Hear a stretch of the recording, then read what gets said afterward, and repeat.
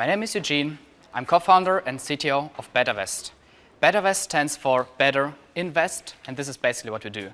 We're the first crowdfunding platform for energy efficiency, where ordinary people can invest money and will participate on the energy saved.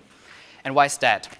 Well, after Fukushima, Germany committed on Energiewende, which stands for, or which means energy transition. However, we think that the political discussion is pretty much just going about energy generation, like wind and solar energy. But we think it's not enough, because with energy efficiency, you can save, for example, the light system, with the lightnings, you can save up to 90%. But most companies don't do it, and we were asking ourselves, why? So we figured there are like two reasons they're not doing it. Reason number one is, well, energy efficiency isn't sexy. They don't know what's possible. They don't have the know-how. Reason number two, they don't have the money, because they need it for the daily business. So we decided to change it, and we provide a one-stop shop where they can go, and we're gonna consult them, because we have engineers in our team. They will show them the opportunities. We use independent energy consultants who go to these projects, do the calculations, and afterwards we put it on our website. And ordinary people from all around Germany can invest money, starting at only 50 euros, and enable these projects. So what we try to do is to make energy efficiency sexy for them. So these people, these investors, will participate. They will get the money back with an interest rate up to 10%. And of course, they know what's happening with the money. They don't give it to an anonymous bank, and which will be used for maybe a company that even want to support. They can go and visit these projects. They can really see what's happening with the money, and they will return it back. So they get like a real financial benefit and a green one as well. And for the companies, it's good as well, because like I said, we provide the know-how, we give them money, and they get a lot of marketing attention. Because we have quite a big crowd on Facebook, around 30,000 fans right now, and we do a lot of marketing coverage. We create clips for them, so we promote it. And of course, every investor is a potential customer. So what we have is like a triple win situation where everybody wins. Like the investor who can invest money, get it back with a profit, the project owner, and the environment as well. We're doing it in Germany so far. We did 15 projects last year, and Germany is quite efficient already. So the next step for us is to go overseas. We're about to launch our first project in Africa in just about a month, because there you can get much bigger impact with just a little input. So, and this is basically why we want to win this, because we really need like the support from the Ashoka network and of course the money to enable us to go to expand. Thank you very much. All right, we're going to start off with Benjamin getting the first question. Hi, Eugene. Benjamin, we already met. I think it's a very good thing you're doing there, because you're talking about Germany doing the Energiewende, but now they're talking about missing the CO2 goals which they once set. So I think it's a very important thing you're working on there. Thank you very much. Maybe I would start with the question for your expansion plans. You say you want to you start the first project in Africa. So what are your expansion plans? Why is it Africa, and how to proceed from there? Well, first of all, there are like two ways of expanding. The first one is that we support projects in Africa with a German project owner, which means just German people can invest money, so we can stick with our like the contracts we already have. So this is like the first step we are doing. And this was, of course, by accident. One of our founders was doing holidays in Africa, and well, he found this hotel. So this is how it happened. But the broader goal, or the next goal, is to really go abroad, and therefore we need money for the lawyers, because every regulation, so they're so different in all the European countries even. So yeah, that's basically like the next step for next year. And maybe another question, looking on the competition side, why do people who want to do something with energy efficiency, why they choose you as somebody who gives the money, not go to the normal banks and other financial institutions?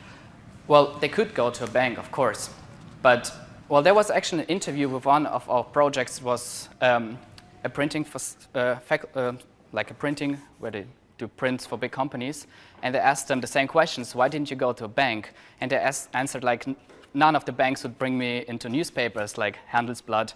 So this is basically the reason. So they're not only using us to get money, but also for marketing, but for money, of course, as well, because we are, like I mentioned before, we have the know-how.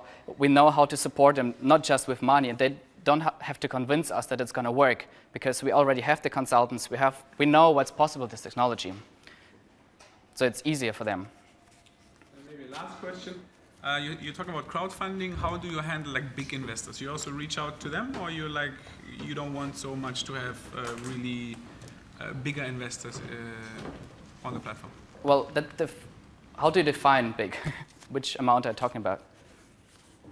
Well, you said you start with 50. Yeah, we go up to, right now, it's 12,500. It's the maximum amount. On average, people invest in like bigger projects around 1,200 euros right now, so it's quite big amounts. Yeah, so it's possible. Martina? I'm Martina from Switzerland. How do you communicate the risk that is involved with that investment? Because, yeah, maybe in Germany you can better estimate the risk, but if you now go to Africa, it's not so stable maybe, you're far away. So how do you make sure that the crowdfunder, the one who is investing, really knows why he gets up to 10% return? Of course. It's not always 10%, it's just like the maximum we had. But yeah, we're taking this serious. It's like really transparent. You have to check the box, the risk notice, and it's even printed on like the project page before you start to invest. But besides that, with the African project, it's quite similar to German ones, because we have a German project owner sitting. It's a company located in Germany, so all the same rules apply for them. So not a lot is going to change with Africa. But of course, we tell our investors that you should split into different projects to lower risk. So we try to communicate it quite a lot. And one of the things, we had a project half a year ago that was financed in just 7 minutes. And we thought like nobody has time to read all these contracts in 7 minutes. So they were blindly trusting us. And we wanted to change it. And we did it by putting a countdown on our project. So as soon as we put a project on our website, you cannot invest immediately. There's a countdown for a couple of days that gives the chance for people to really read everything before they can start to invest. So Paul from Ireland. So just, are the people who are supporting or investing, are they investing or are they lending? And if they're investing, what's their exit? And if they're lending, what's their security? Well, in this case, I think it's lending, because they will get it with an interest rate and the securing. So there's no security. So No. They're lending, but there's Yeah. no security against that loan. So to I mean, speak. if the company goes bankrupt, they're going to lose it. But like I said, we're trying to work like really transparent and really show the risks. We're working with different companies, checking like the credibility, like, I don't know, the score. We put it on the project website, like 2 different, like Burgel and Credit Reform. They're like 2 companies with the score, so that every investor can check it as well before investing. Right. So you have some question marks here. 2016, you don't know. Do you have a personal view what's going on in this kind of business in the next 5 years? Oh, we see that both, like crowdfunding is growing really fast right now, and as well as green investing. So we're like, both trends are growing, but we have a business plan, of course, but the business plan is 2 years old. We are reworking it right now. So the numbers I have, like this year, like I mentioned before, we funded like 700,000 euros, and our plan is to do the same in the next 3 months, and to almost double or 3 times that much in the next 6 months, because we know the processes, we are automating them really, really fast, and we have quite a big pipeline right now. So I can just tell you about the next 6 months. At what stage of each project you pin down the interest rate? I mean, when do I know how much do I get back and everything? As investor, right up front before you invest. Okay, So it's a fixed rate. All right. We call, what we do is we go there with an energy consultant and do all the calculation. So the project owner, he will pay it back. It's just it's a fixed number in the contract.